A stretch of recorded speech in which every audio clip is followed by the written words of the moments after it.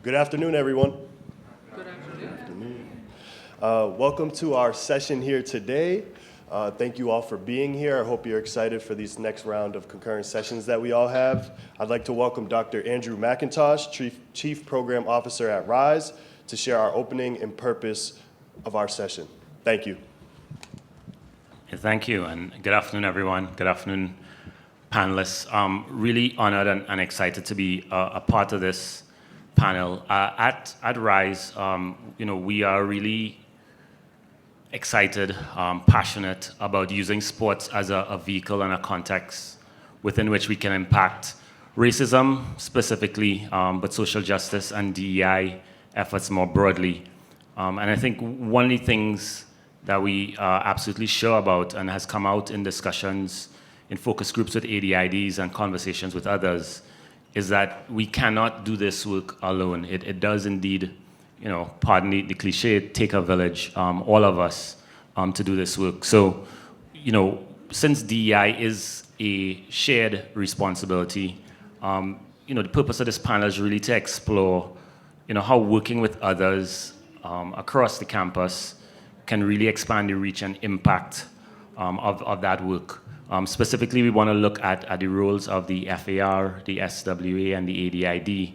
And we have some esteemed panelists here with us today who are really going to share their experiences, their journey, the successes and challenges that they have seen as they've done this work as well. So I'm going to allow them to introduce themselves because I think they're going to do far more justice than I would. But I'm really excited to be here with Dr. LaWanda Miller, Dr. Elise Ali Joseph, as well as Dr. Maddie White. So I'll kick it to you, Dr. Miller, to kick us off, introducing yourself. Maybe say a little bit about how long you've been in your particular designation or role and how you were appointed to that role. Okay, good afternoon and welcome everyone. My name is Dr. LaWanda Miller and I'm at Fayetteville State University. I'm the Senior Woman Administrator, the Assistant Athletics Director for Business Affairs. I'm also the Deputy Title IX Director, the SAC Advisor, and Head Cheerleading Coach. Okay. I'm glad to be here, and I have been in the Senior Woman Administrator role for a little over a decade, and I have started in athletics in the mid-90s in other roles of coaching and managing in small ways, but my designation arrived again about a decade ago, and in that I have been able to lead and be visible and bring more, just more authority and more visibility to the role. Thank you. Halito Chimachukma, Sahochifoya, Elise Ali Joseph, Chatasia Hoke, Mati Yakoke. So I just introduced myself in my Choctaw language. I do that to ground myself and bring my relatives and my family with me. I said my name is Elise Ali Joseph. I'm an enrolled citizen of the Choctaw Nation of Oklahoma, and I welcomed everybody into this space to share this great conversation and heart work that we're going to share with you all today. I'm the faculty athletic representative at Northern Arizona University, and I'm an assistant professor in the Applied Indigenous Studies Department. So my work really focuses on the importance of sport as a form of empowerment for Indigenous communities, student athletes, coaches, etc. I used to say I was given the opportunity to be FAR in 2015, only two years after I started as faculty, but I've switched my language, and I say I deserved the opportunity. I earned the opportunity to be FAR at my institution because as a woman, and especially as an Indigenous woman, there are not a lot of FARs that look like me and have my experience. So I think it's important to shift that focus and that focal point of language. I was also asked to be the ADID on our campus, and I declined that invitation because I said it cannot just be me doing all the DEIJB work. So I'll talk a little bit more about that. But Yokoke, thank you for being here. I look forward to engaging with you all this afternoon. Good afternoon. I'm from the country now. We're going to do better than that. Good afternoon. Yeah, I know, and I gotta make sure you're awake because everyone had all that nice food downstairs, right? Don't go to sleep in our session. This is important. My name is Maddie White, but I'm gonna claim this doctor piece. I'm supposed to be finishing my dissertation, but those from IU who might be in the room know that's been a long, long journey, right? So my committee probably says my PhD is probably just what we used to call back in the day, player hated degree. Yeah, or whatever it was. That's what I'm trying to move past that to get the actual PhD. My name is Maddie White. I am currently a Deputy Athletic Director, Senior Woman Administrator, and ADID at Indiana University. I have been blessed to be at IU for 18 years. I started my career in academic and student athlete support services. Now I currently oversee our academics, strength and conditioning, sports medicine, and what we call our Excellence Academy, where we develop our student athletes outside of their pursuits athletically and academically. I'm a sport administrator, so I have currently, we do a 2 sport administrator system with football. So one of the administrators work with football, volleyball, wrestling, women's basketball, men's and women's track and field, and cross country. All right, thank you. Thank you for introducing yourselves. We can give them a round of applause. Like I said, a very, very esteemed group of panelists.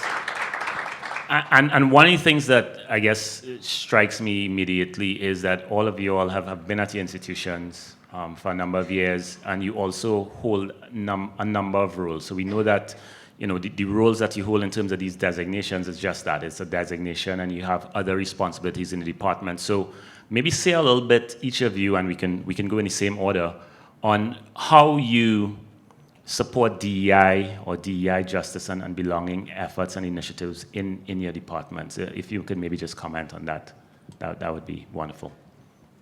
Gladly. Well, first I would like to say that because I am the only female in our athletics administration, when I come in the room, I represent that one diversity piece, okay? Second of all, I would like to say, as I recognize that I am the only female in athletics administration, I have to own that.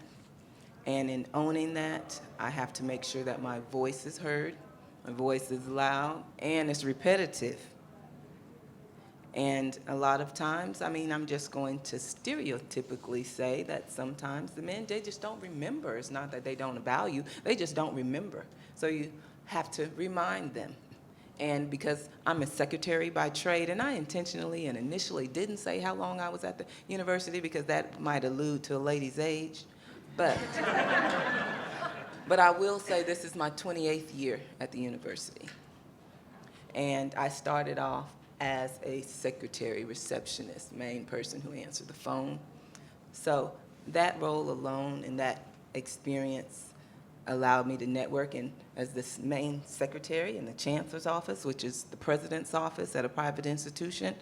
You need to know all the numbers, you need to know all the names, you got to get the mail to exactly where it needs to go. And that has benefited me along the way, always knowing who it is and where it is and the number and the contacts to everywhere you need to go. And my other major piece that I'm going to say is probably unique to me, and then I'll let the other ladies continue. What's unique to me is, as the budget person and the cheerleading coach, I'm always using our promo account and spirit items, right? You know, to get support, the student athletes, how they want to be supported, to represent the school. But then as the budget manager, we're using that promo account, right? So I get to order the swag, right? So with that being said, and the athletics director stereotypically doesn't mind, lady, do all the shopping. Okay, so all the swag, you see, even as a vice president in our Senior Woman Administrators Association for the CIAA, I'm always like, ladies, what swag are we going to get? We need the shirts, we need a sweatshirt, we need something else, because you only get one time to make a first impression, and that's when you come in the room. So a lot of times with my role, I ensure our swag represents who we are. And I intentionally choose the colors that the men may not, but they'll wear it because I handed it out. We're branded, and it's going to fit the role of whatever the next event is. So that's something that is unique to me. Okay, now I'll pass to my colleague. Thank you. So as the FAR, I think we also have a very unique role on campus because we interface with the rest of the campus community.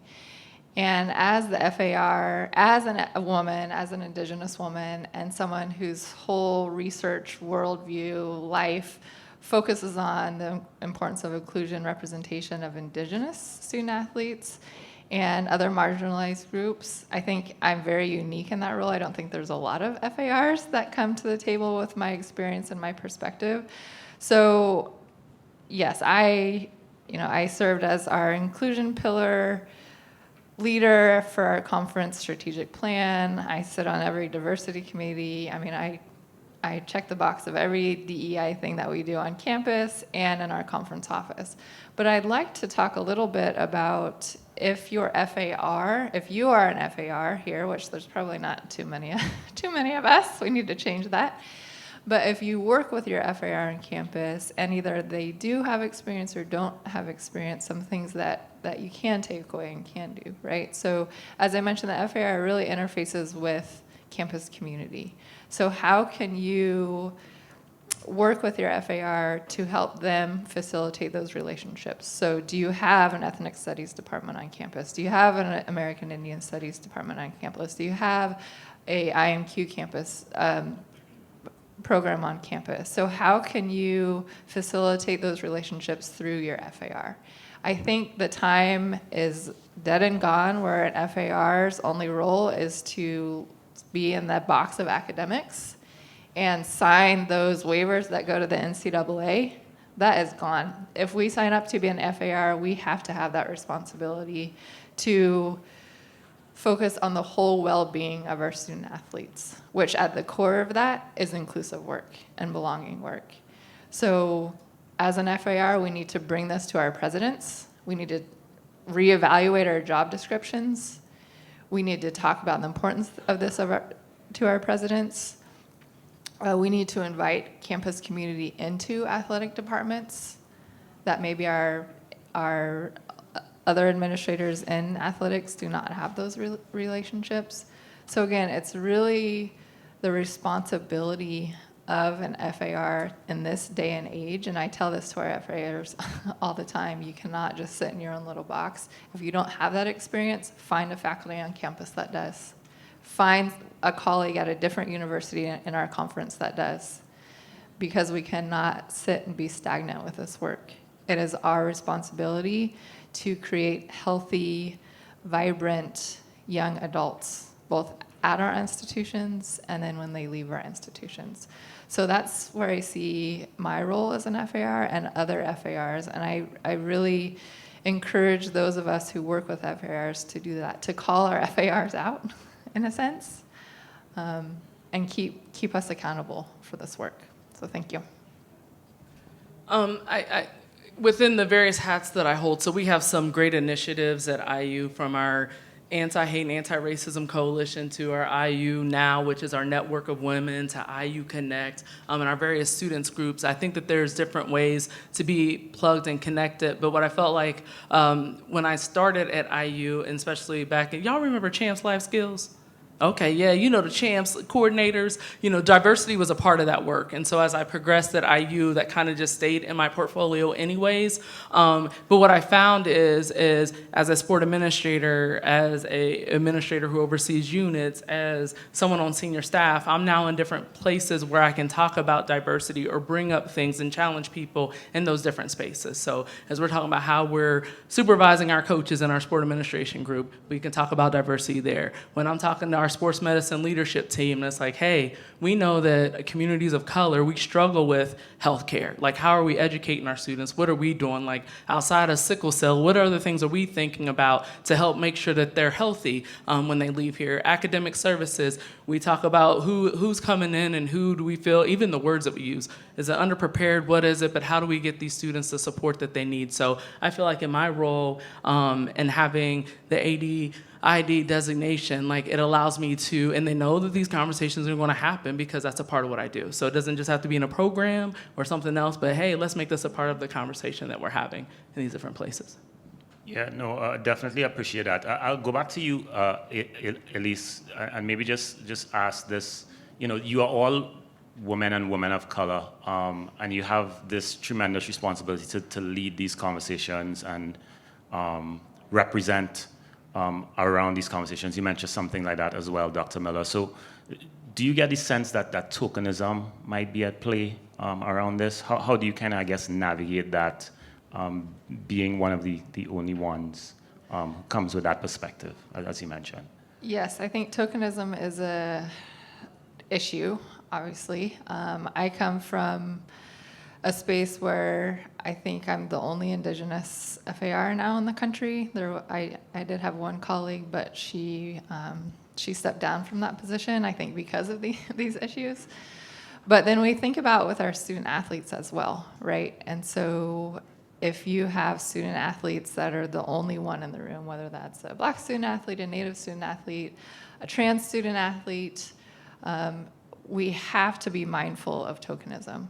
And so, as I mentioned before, I was asked to also serve as the ADID representative on our campus, and I maybe not so kindly said, no, I'm not going to do this because I can't be the only one.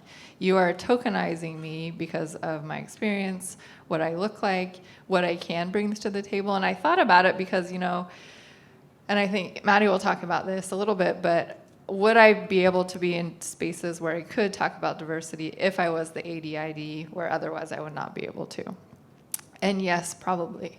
But then I also think that it's my responsibility to foster relationships and bring other voices and experiences to the table. So I am not the only one doing this work. And as Andrew, you alluded to, it's all about building relationships. And I know we'll answer a question here in a minute.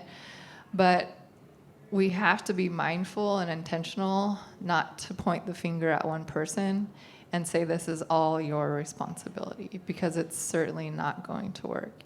When I think about inclusion and diversity work, sometimes I don't really like to even say I do inclusion and diversity work. I think I like to do equity work, because if we're truly going to, and I use the word decolonize in my work a lot, but if we're going to decolonize or really inform justice, we need to dismantle these systems of oppression, not just diversify them, right? We can't just bring diverse people and sit at a very oppressed or paternalized table and say, okay, this is going to work.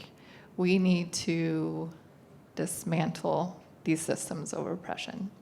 And one token person is certainly not going to be able to do that, right? So hopefully that answers the question. If my colleagues want to add, that would be great. Well, I'll just contribute to the tokenism conversation by saying that the critical way to combat tokenism is just not to accept it. And that really goes in line with what Elise mentioned about her not accepting being the ADID also. In some ways, in some areas, in your own environments, there's some things just you have to decide not to accept. It's one of those things you always hear, choose your battles or what have you, but if it is up to you to be the only one in the photo or something like that, then you know, one of those times you just don't accept it. And that will force your environment, your department to know that they need to be more inclusive and, research ways that we can also have other people involved. And other than that, I would say, besides not accepting some areas or sometimes to being the token one, also invite others yourself. And so with that being said, in our roles, in my role, I know the network on campus.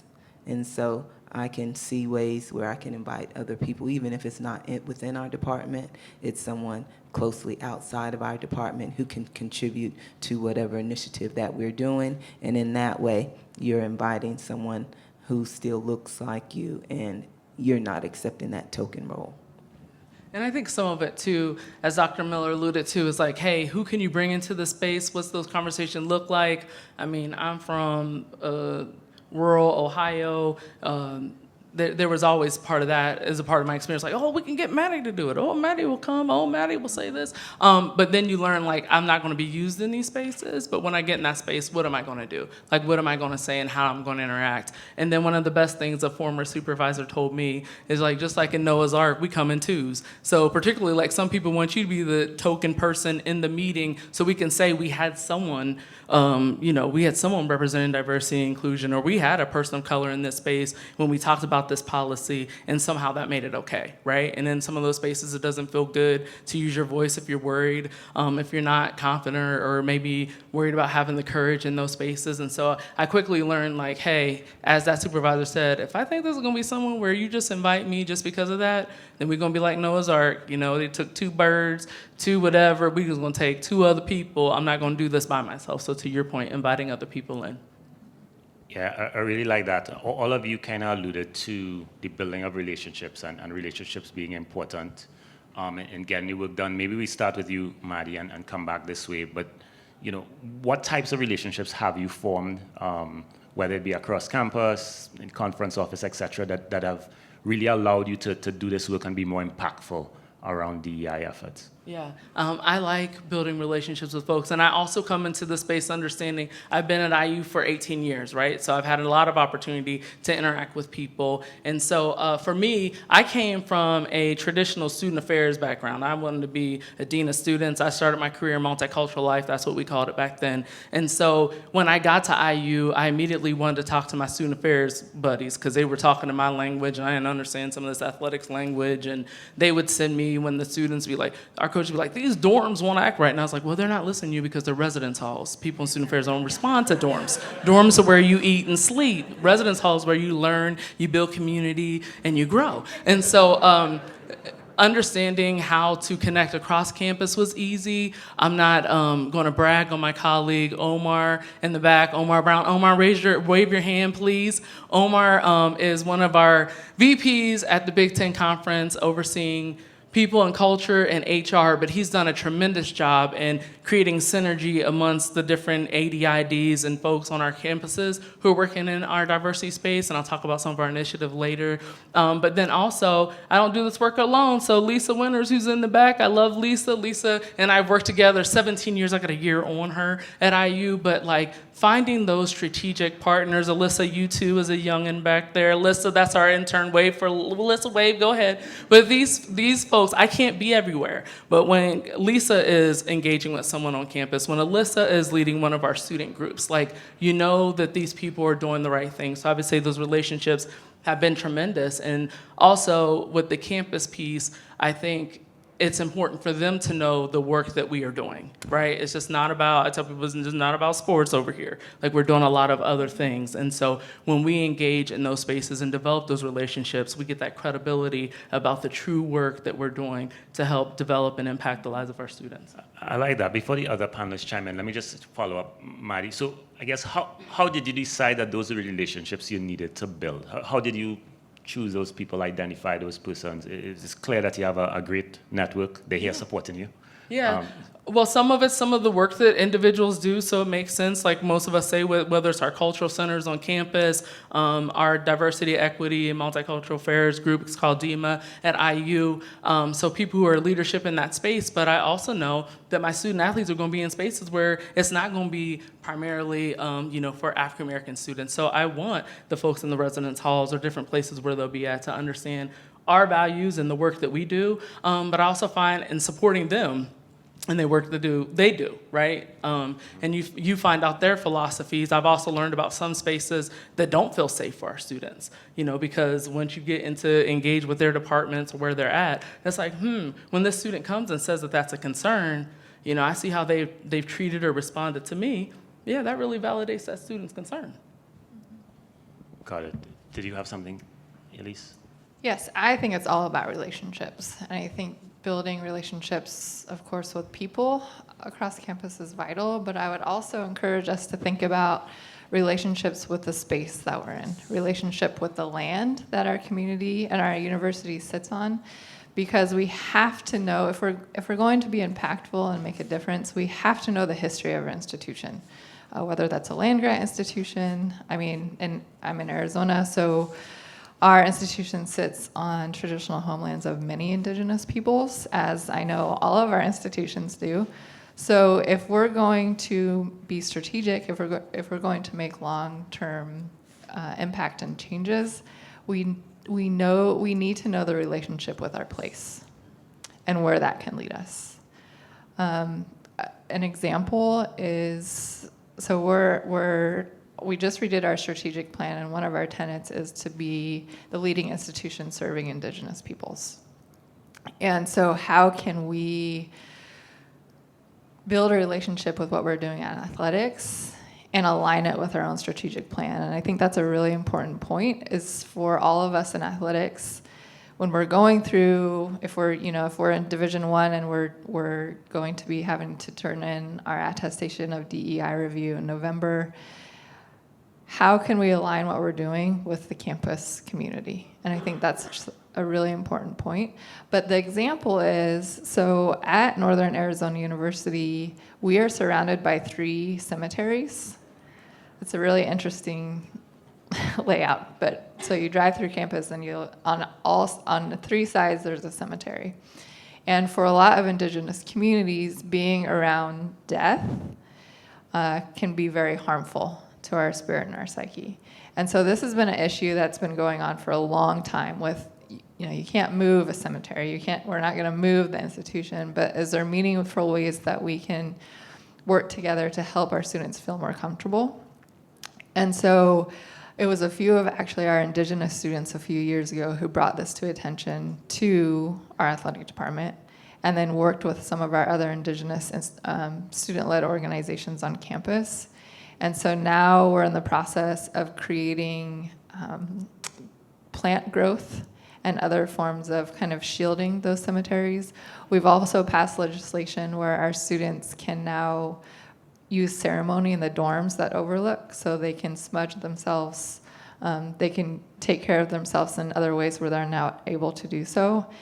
And it really started with the voices of our student athletes. As Rosalie talked about yesterday, as you probably heard, the MMIW movement and issue has been going on for a long time, but it wasn't until herself as a student athlete talked about it and represented it that people started listening.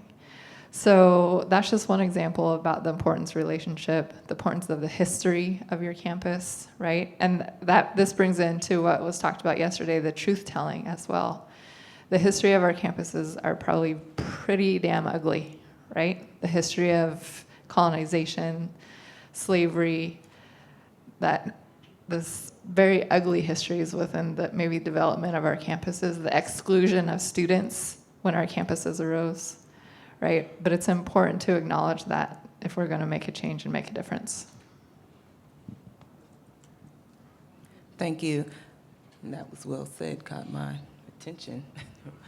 But I'd like to add to the conversation by sharing what has strengthened diversity and inclusion efforts in my institution and in our conference. I think for us, particularly in my role as a senior woman administrator, is our conference. Our CIAA conference has been so instrumental in empowering our female leaders, especially our senior woman administrators in their role. And it starts with the presidents and chancellors. And in that, it goes down to our athletics directors. And that top-down leadership has made all the world of difference. How many of us, if any of us, because I think Jackie McWilliams is the only black female commissioner in the country. So now there's 2? Well, let's say D2. She's the only something. So I'm going to say D2 for us. And in that, she makes sure she's impactful, she's intentional, and having that top-down leadership. She makes sure that we're in roles that are not just for show, not just window dressing. We are actually making a difference and making our voices heard. And so in that, that I think is a real leading cause for our presence and impact in our departments. And other than that, I'm going to say all of us are in different conferences. And so what you can do individually, too, I would suggest, and what I love is all the different leadership circles and within women leaders, the women's circles, those monthly groups. You have moms of sport, women of color, student development, academics, and those monthly meetings, ABIS, Advancing Black in Sports. Make sure that you're a part of other networks, and all of those relationships will help you in your DEI efforts.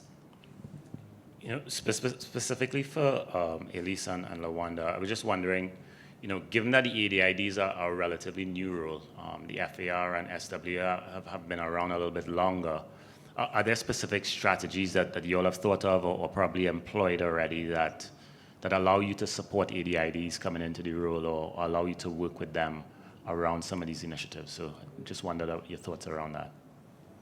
Well, I think the unique ways of which our ADIDs were designated will kind of define how that role goes.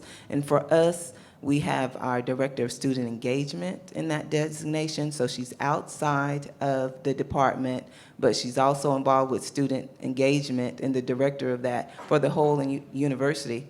And the athletes are a part of the greater community, just a smaller population. So with that, our networking relationship makes us make the whole bridge between athletes and the student athlete population and the whole student body better. And so based on that dynamic, I'm just going to say that's how we, embellish and empower that role. I'll go back. I think it's the responsibility of the FAR and other entities on campus to invite the ADID position into spaces, executive meetings, SAC meetings, et cetera. And what we've done in the Big Sky Conference is we've created a space where our ADIDs meet on, I think it's every 3 weeks now, they're meeting as a collective group. And I sit in on those meetings and kind of help facilitate, what are the important things that they want to achieve short-term, long-term, et cetera. In the fall meeting, they will be actually attending our Big Sky Fall Administrator Meeting Conference and having a space to talk to all the ADs, the SWAs, the FARs, our conference office. And I think that's so important to invite them into these spaces. And my goal, and I think it should be all of our goals, is for them to be at these conference meetings and these spaces on a very regular basis. Because if it's just a one and done, we know it's not going to work. The other thing is the importance of interfacing ADIDs with our student athletes, and I think that is so invaluable because I think it starts with the student athlete and the student athlete experience and the student athlete voice. And if our ADIDs can sit and build those relationships with our student athlete leaders on campus, I think there's more opportunity and possibility for sustaining these spaces of belonging and change. What would you all say have been some of your successes thus far? Things that you can say, hey, this has really worked out well. Again, because of the relationships, because of the collaboration. I'm hearing a lot of getting conferences involved, having that support of leadership, having the support of one another. So what would you say have been some of your successes thus far, or maybe one success that you'd like to share, highlight? Anyone can jump in. Well, I'll jump in with one. First on my head is working with our ADID, who's also our Director of Student Engagement. Then it automatically clicked on the light bulb for our designated ADID to say, wow, we don't have SAC. You mean the Student Athlete Advisory Committee SAC, not the Student Activities SAC. In our Big Campus 10, because the Residence Line, Royal Court, Greeks, all of those organizations, PAN, all of those are ones who meet with her regularly. But our SAC, which we call the Student Athlete Advisor Committee, the SAC with 2 A's, so we always make that designation, so they don't think we're putting on the Student Activities Club activities. But the SAC with 2 A's needs to be in the Big Ten. So now we're in the Big Ten, and I think that's a major accomplishment. So now they're automatically included with everything that goes along around campus that all the Big Ten organizations have a voice in. I would say, and Peyton had poked his head in and then he left, but when we were talking about this this morning, I was like, Peyton, Peyton always has something great to say. And one concept that he gave me is like, a lot of times we focus on the sharks in the water, but we don't ever think about the water, right? And usually we're worried about the shark eating us up, but then, we lose our way and then we're not swimming the way we're supposed to, right? And so when you think about this work, there's a lot of sharks out there that are threats to the work that we're trying to do every day. But then we don't necessarily think about the water that we're trying to create. And I would say one thing that we've been able to do at IU in our department, and again, it's been a team approach, is how this work has been infused in everything. So when our student athlete, when you talk about SAC, when they decide that they want to have a committee that's around diversity and inclusion, right? So, and then our student groups our affinity groups are working with them and up through that space. When I think for me, when we have on our award show, we got a diversity and inclusion award, like how are we making this a part of everything that we do that touches our department? So there's not this little bubble over here, this little box over here, but it should be within everything that we do, so our staff engaging in our different groups, so our AD's Council for Diversity and Inclusivity, like, again, how do we create those relationships? And then one relationship I can talk about that's been really helpful for us is our campus police. And so we've done a lot of intentional programming with them. So our students, and we know that on campus, they're the first ones to respond. I don't want our students to be scared or afraid of them, but also want them to understand the challenges that our students face as it relates to policing. And so, I just think that infusing that it's a part of everything that we're doing, not just in this little piece over here. I would say persistence has been my success. I think, and I'll talk about the collective in a minute, but as really I was the first Indigenous person to sit on the Minority for Opportunity and Interest Committee. I think I'm the first Indigenous person now. I sit on Division I Council. And I always laughed with the Inclusion Office because it would be like, what about Indigenous athletes? What about Indigenous coaches? And I said, they're probably sick of seeing my hand and hearing me saying that. And I think they're already maybe sick of me now on D1 Council. What about inclusion? What about the student athlete voice? But I think we have to do that. We have to be persistent and inserting ourselves in these spaces. And I think for me, and I think for a lot of us, it at first was very uncomfortable being so upfront and saying this is what we need. But I feel like I'm done being uncomfortable saying those things, because if we need to get something done, if something's going to change, we have to advocate for ourselves, and we have to advocate for those who have been marginalized, those whose voices have not been heard, and those whose experiences are not seen within the coaches, the administrators, the programming, the education within our departments. And so, but I think the biggest takeaway is the FAR group within our conference has really been advocating for student athlete voice and representation. And 3 years ago, we passed legislation, or we came to the consensus that our student athletes will have a vote in our final decision at the conference council level. And so it's an FAR vote along with a student athlete vote, and then it goes to our presidents.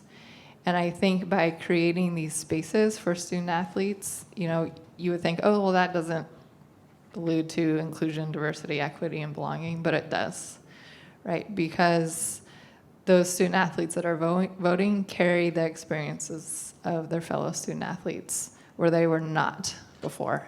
So I think that is one of my heartfelt highlights and successes, is like sitting next to a student athlete with the presidents, with the ADs, and they have a vote. in our final decision making.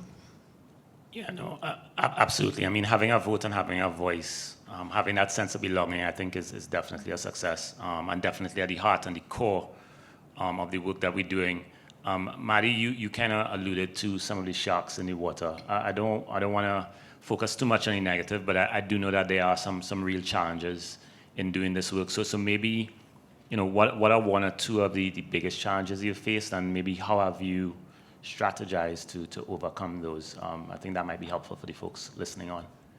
Look at me causing my own questions, right? She left that alone. Well, I'm going to ask that for Right. the other panelists as well, but you raised Yeah. the shark analogy, the I metaphor. know. So, And then that's why Peyton ran out the room. Like, look, I smiled and was like, oh, he's like, I better get out of here. I think the sharks that we're all talking about right now, we're under attack with certain things. Like, never in my life, in my career, have I thought about, is this name of this group or this name of this initiative gonna cause grief? You know what I mean? And then while I like to think I'm creative, Lisa's usually the wordsmith for us, but I'd be like, well, we call it anyways, right? So, clearly we're in an environment right now where a lot of things are being under attack in a different way, and we cannot not do this work.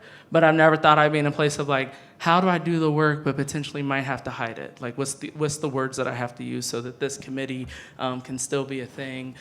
So I would say that's one of those sharks. I think, again, we work in very dynamic environments with a whole bunch of people who come from different experiences, and we constantly have to, one of my former athletic directors, he's like, we are what we stand for. And so we have to be diligent in some of those decisions that we make, how we make policies, what does that say outside of what we intended to say, but what are some of those unintended consequences? So really having the foresight to think through some of the things that we're working on, because in athletics we like to go really fast.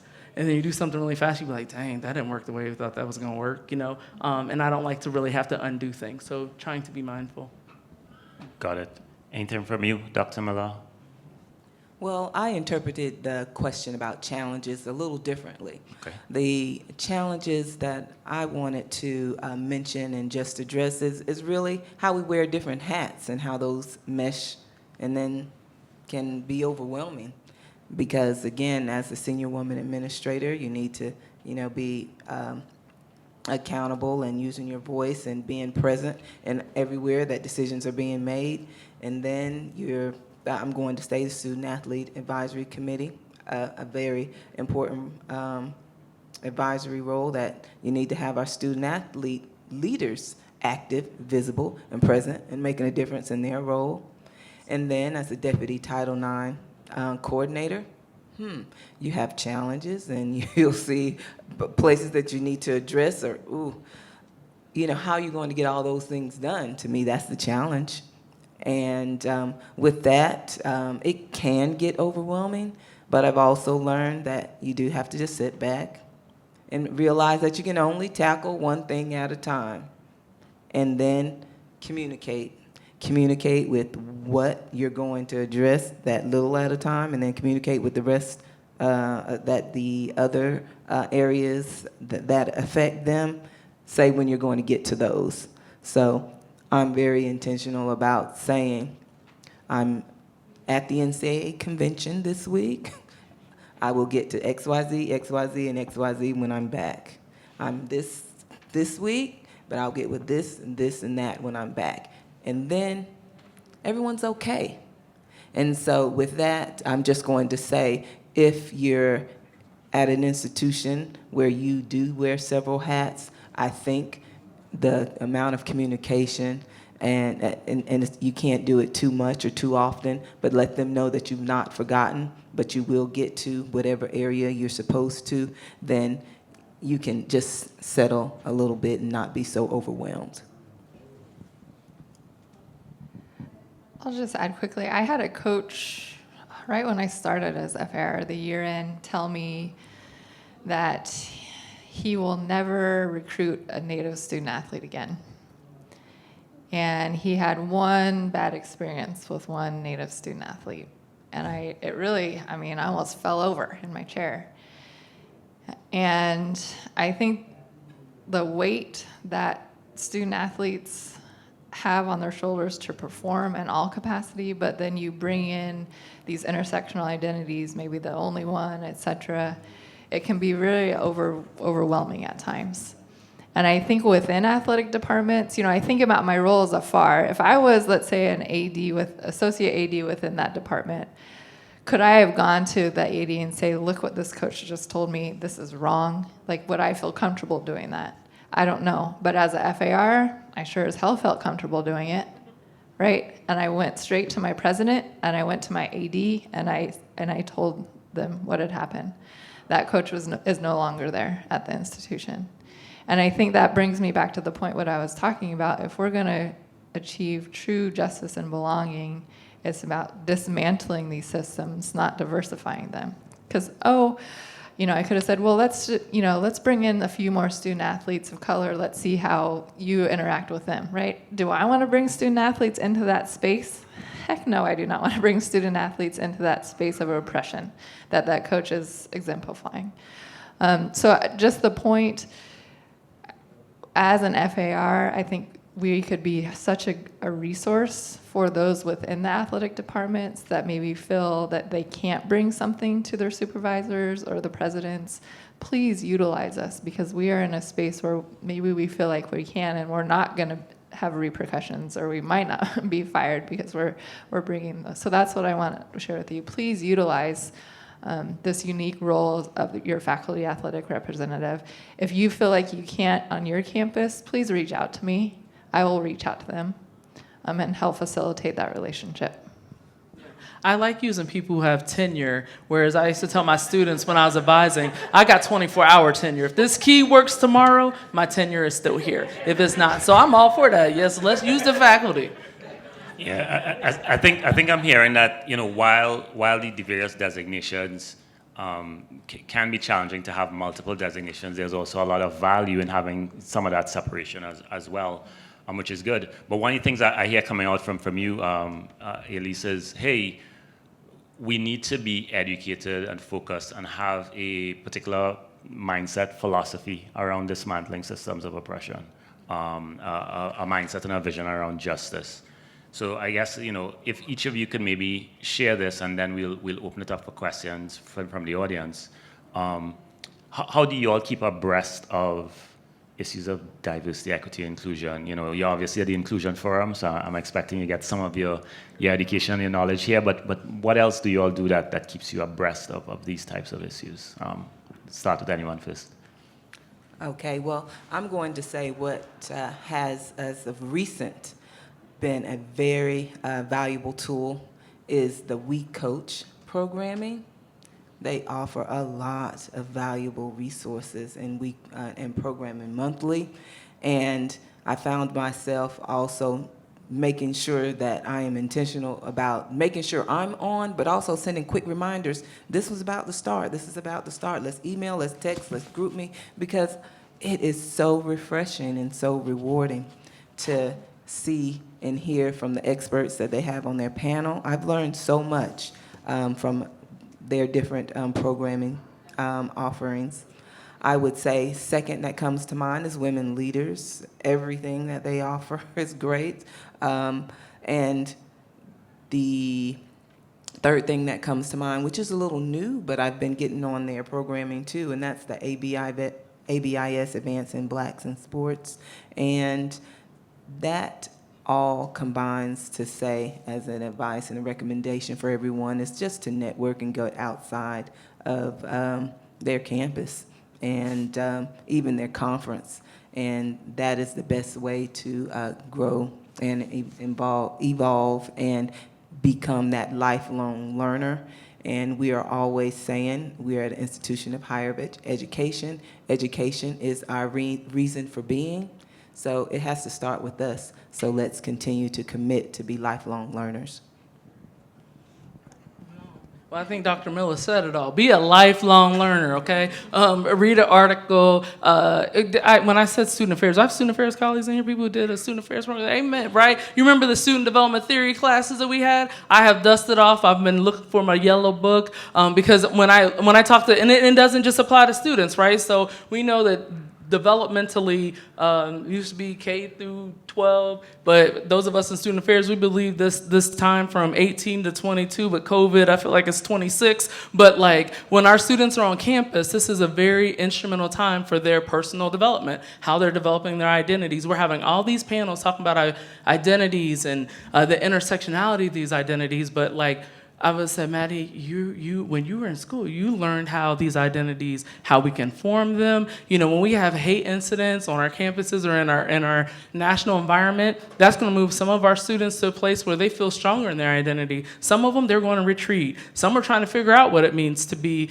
said identity. So I told myself I have to go back and dust off some of those old things that I knew, so I can be very intentional. That we, not I, we can be very intentional in the work that we're doing, because every program, every speaker, every policy, every initiative is interacting with our students and our staff in a certain way, and it's moving them in different directions, right? And we got to be mindful of that, and we also want to be intentional in how we want to help them through that process. So I would say, going back to my old school student roots, I got to open a book, I got to look up some stuff, I got to call some people, but yeah, being that lifelong learner.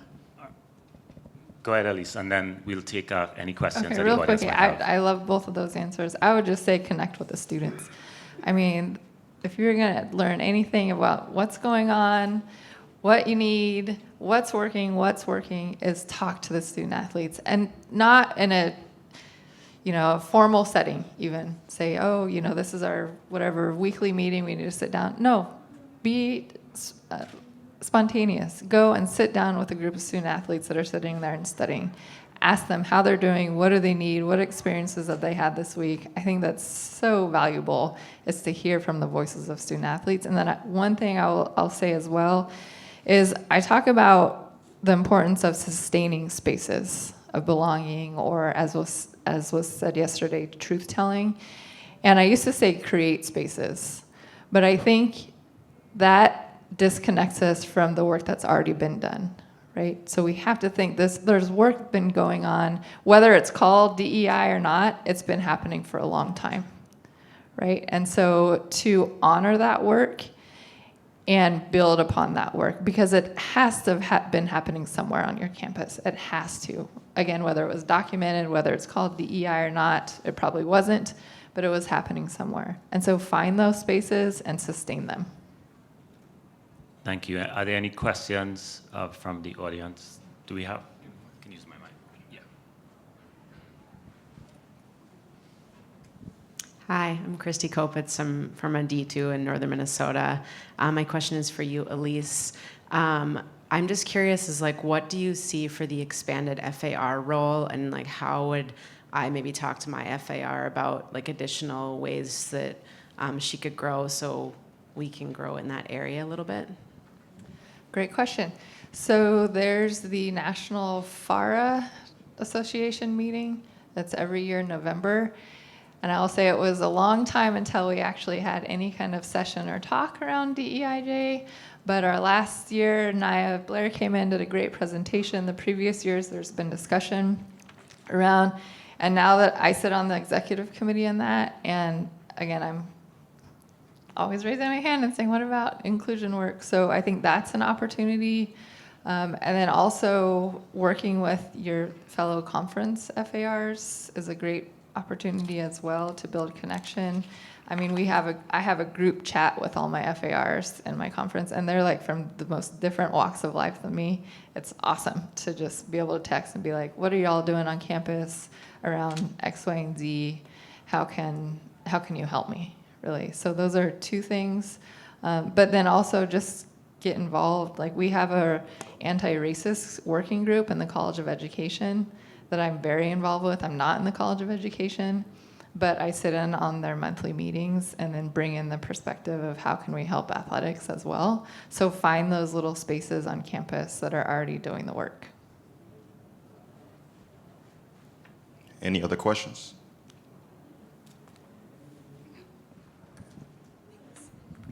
Hi, my name's Leslie. I'm from the Big West Conference. Dr. Miller, you spoke about how your conference really encouraged and empowered you as an SWA to use your voice and enact change.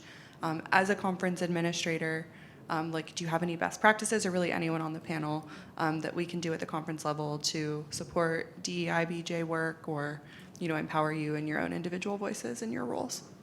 Thank you for that question, because again, I cannot say enough of how our conference has produced so many leaders, and I think they have done that by making us go into uncomfortable places and putting us in roles like I'm supposed to speak at the General Assembly meeting. Ooh, if our conference liaison was not strong and active in identifying and working with us constantly, just beyond even our weekly or our monthly meetings.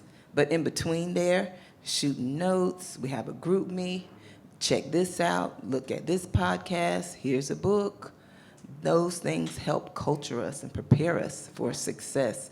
And from a conference level, I think that just is immeasurable in how much that it has helped us. And those NCAA emails that we might, well, they don't, a committee me person, there's somebody else to do it. Like, did y'all see that? And making sure that we don't just bypass those. And that is something that I can say is just incomparable for making us better leaders and visible in our different places. Thank you. And then I know specifically for her, but I wanted to talk about the Big Ten Conference again and maybe some of our initiatives. Like, really proud. I know at times before, Commissioner Warren's, some of his initiatives when he came in at first, our Equality Coalition, but then seeing how certain people were hired in some of those strategic initiatives. So and you talk about bringing from the student athletes to the coaches to the staff together, when we did the Big Life series and went to Selma, Alabama, and it was a part of our voting initiative, like voter right initiative, to teach our students not only the importance of voting, but now see how people fought for it. Like, cried, I cry all the time, but cried the whole time, from now this, end of May 31st to June 1st, we'll have our first ever LGBTQ plus symposium. We had a women's leadership summit, like different initiatives looking at the conference to be more than just a place of championships, et cetera, but they too, if we go and keep that water analogy, they're help creating the water, and it just tells our students at the Big Ten Conference level, like, hey, they're dedicated as well. So when I come to the Big Ten institution, I hope my institution's doing well, but when I go to this different campus, they understand, and we're all standing in alignment about certain things. But I do think some of those special initiatives, and that's the things that made the NCAA great, right? Like having this inclusion forum, the different initiatives that was spoken about last night, but seeing that at the conference level and the impact that it's had on our student athletes, staff, and coaches who've been able to engage, but also feel seen at a different level has been really important.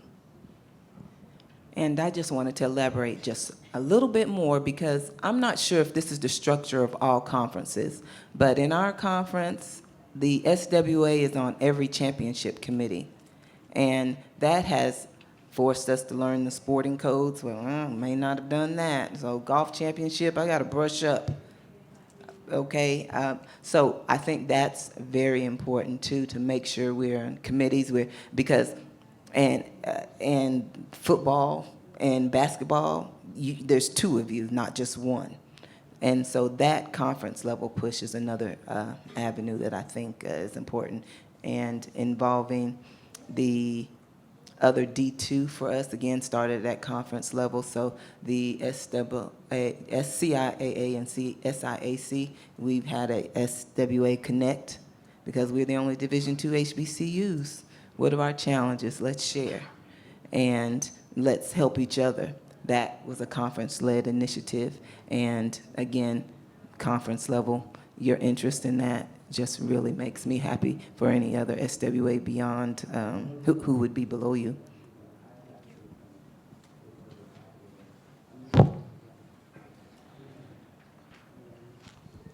Hi, Marcus. Wow, that's loud.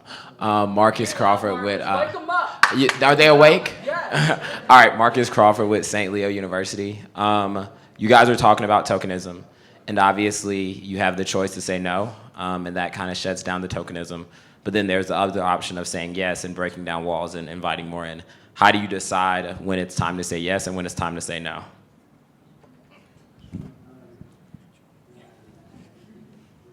Well, I think we all touched on that a little bit. And it is just within the particular initiative, the particular program, the particular meeting of deciding, am I going to invite someone else in? I'm like, let's work harder to find someone else because I have something else. Oh, and it might benefit someone else. Again, it just all depends. I don't think there's not one set, answer, one set week. Yeah, I was about to say, of course, we want to engage in opportunities that will move the needle. I will say, as we all continue to grow in our career, and last night when we were talking about career stuff, I do like opportunities. I don't like when I feel like people, and then it's funny because we all talk when you find out, they've just called all the black women in senior positions for this job. Well, that's helpful, but I'm like, I don't know that they want me for this job for real. So I think that, it depends on where that rub is for you. Again, I talk about stories. I had a professor who told me one day, like, Maddie, it's going to be like a stone, and that stone's going to be sharp, and when it starts to poke you and rub, you know that that's not for you. So I think that, as your value system and everything guides you, you'll be like, I don't know if that's the place or the space for me to be in, but I do think any opportunity that might move the needle, towards the greater good, I'm willing to do it.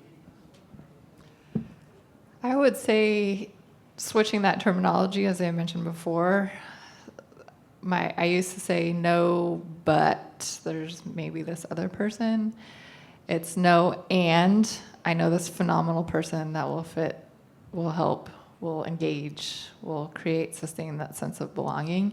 Because as the women last night were talking about, I can't remember the exact terminology, but it's the question was asked, where do you draw that line between diversity and then hiring someone because they're diverse? I can't remember the exact question, but that was a great response, is the more diversity doesn't equal less opportunity, right? So we have to remember we can't compartmentalize, and we can't continue the notion that there's only one of us. Right? There are so many phenomenal people doing the work. Maybe they have not had the opportunity. Maybe they have had the opportunity. But there's just still this framework of othering, right? As the speaker talked about yesterday, this notion of fear and anger, and that creates this othering. And that's still very well alive within our institutions and our athletic departments. So let's talk about no and instead of no but. If that makes sense. Sorry, that makes sense in my brain, but. Sorry, I know the question is not for me. I'm not on the panel, but let me just add as well. I think one of the things that's important is to really know yourself and kind of come into that decision and know context. I think all the panelists alluded to this, knowing the context within which you are operating, and maybe even attaching conditions to a yes or a no. So yes, but here's what I would like to have in place if I were taking the position, no, and here are the conditions I'd like to have in place because I am saying no to that. So I think using yourself in these situations and social capital, whatever it might be that you have, is important, and seeing that as an opportunity of agency. I think we have time for one more question. I saw one hand.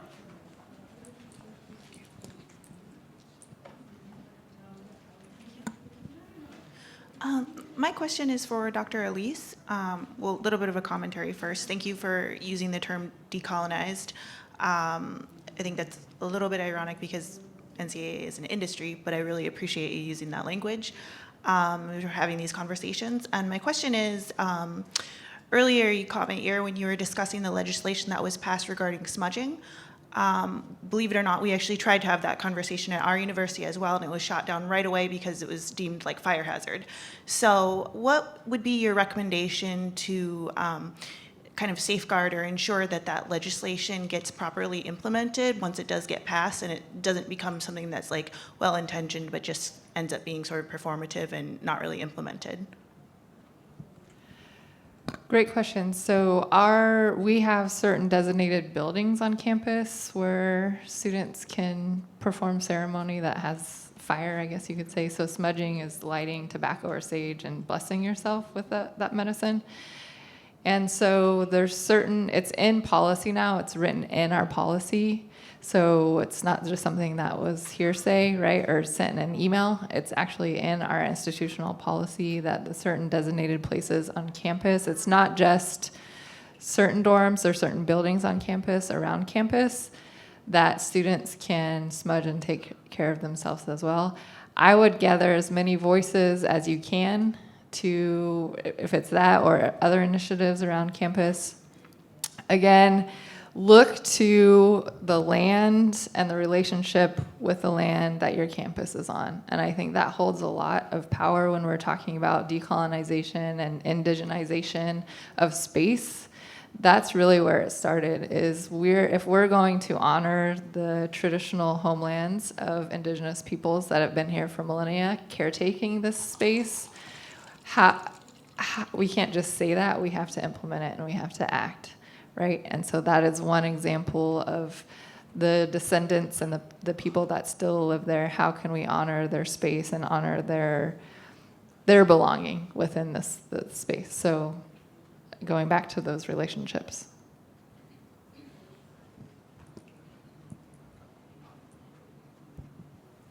Thank you. Sorry. One more question? All right, just really quickly. Go ahead. So as somebody who's outside athletics, I'm the ADID at Western Washington University, outside athletics. Haven't really felt a part of the department, right? My picture's on the website. Haven't really met any of the coaches, you know? So for your outside of the athletics, what strategies or guidance did you use to infiltrate the athletic department? And then from inside athletics, what is the responsibility of athletics when our institution appoints an ADID to make that person be a part of your team? Real quick. So I was on MOIC when we created the ADID position, and really the impetus was for it to be someone outside of athletics. So just to clear that up, I think it's very institutionally specific, right? So if it works that someone within athletics does. But similar to the FAR, who's outside of athletics, I would say 100% go to the FAR on your campus and ask that person to help bridge relationships, create spaces. Also, go to the SAC meeting if you can, the Student Athlete Advisory Committee. Again, I think it's so important to start with student athletes and build those connections, because if the student athlete sees you, I think the coaches, administrators are more apt, if they're talking about you, are more apt to be involved. Go to your president. You are designated by your president, right? Go to your president and talk about, can I get a meeting with the AD and yourself and myself, or the SWA or the FAR? So I think you, again, advocate. Yeah, that's exactly what I was going to say. I was going to say outside the FAR, I would try to hit up your SWA. I don't know. Sometimes I like to show up at things too. You know, just go and show up. What they gonna do? Just go and show up. Hey, everybody, here I am. You know, I do think that, and I'm sorry you're in that position, right? But I also know that, and to your point about our students like people, and they love people who's gonna support them. So I do think, however you can get connected. So who is advising SAC? But yeah, use your resources and then just go on over there.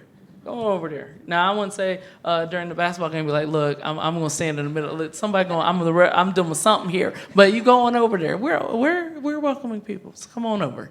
Yes. Well, I'm just going to ditto that, because this must be my sister right here. Because you know what? My advice to you from the cheer coach's brain was just to show up. And, you know, I make a name for myself. Like, when I come, the kids go, Dr. Miller, Dr. Miller. Clap, clap. Dr. Miller, Dr. Miller. 2 claps, they all know. Everybody knows. Did you teach them that, or did they just organically do that on their own? Let me tell you. Someone Because I'm like, I really want a Maddie theme song, okay? You know, let me roll in the room and they start singing. I'm going to get real hyped. Yes. Now, they came up with that on their own. I just keep it. But I'm going to say. That might be your start. But that might be it. So when I say AD, you say ID. AD. ID. When I say AD, you say ID. ID.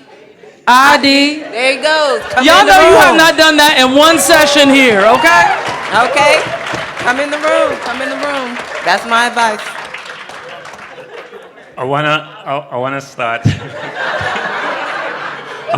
I'm glad we ended that way. I wanna start by saying thanks to the panelists for being with us. Let's give them a round of applause again. Dr. Miller, Dr. Joseph, soon to be Dr. White. Really excited we've had this conversation. I think just 2-3 takeaways that I want to reiterate. One, understand the context of the institution. I really kind of took away, and I think it's really powerful because each institution is different, each conference is different, and I think a true understanding of that history is important as you continue to further your work. The second piece is really tuning into what your student athletes have to say and their voice, and using that perhaps as the yardstick of success and impact and achievement. And then finally, just that piece about building relationships and understanding the role that each person might have within the institution, whether it be a president, your FAR, your ADID, your SWA, because they occupy different spaces and you all can work really well collectively to bring about change and bring about the difference. So thank you again. Thanks for you all for coming, asking the wonderful questions you did. Thanks again to our panelists. Thank you for having us.